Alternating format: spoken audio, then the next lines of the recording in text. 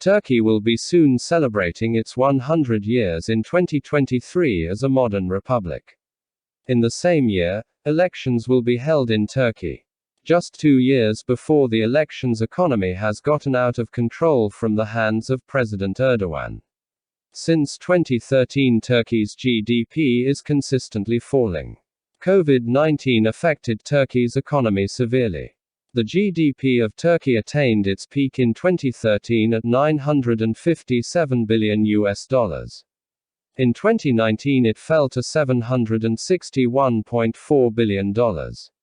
Economists predicted that high inflation would be a major issue for Turkey's economy. Turkey's annual consumer price inflation surged to 16% in March 2021. If you are new to this channel, please subscribe and turn on notifications by pressing the bell icon. Inflation is the general rise in the price level over a period of time. This means the price of a good is increased by 16%. Turkey's annual inflation rate is expected to rise to 17.3% in April. The inflation has risen for 6 straight months to well above a 5% official target. It has been in double digits for most of the past 4 years.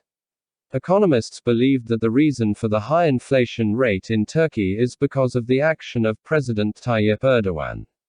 President Tayyip Erdoğan has abruptly fired 4 bank chiefs in less than 2 years, hurting monetary credibility and contributing to the currency's long-term decline, which in turn has driven up overall inflation via imports. Tayyip Erdoğan sacked the central bank's former hawkish governor, Naci Ağbal, in a shock move that sent the lira down 12% in a week. The depreciation raises overall prices for import-dependent Turkey, and pushed producer price inflation above 31% in March. Erdogan appointed Serap Kavcıoğlu as the new central bank governor. Before taking the job, Kavcıoğlu had criticized the policy stance as harmful to Turkey and adopted the unorthodox view shared by Erdogan that high rates cause inflation. Many foreign investors dumped Turkish assets when he was appointed for fear of quick rate cuts. Erdogan has fired 3 central bank chiefs in 2 years, disintegrating monetary credibility. Turkish lira is losing its value against the dollar.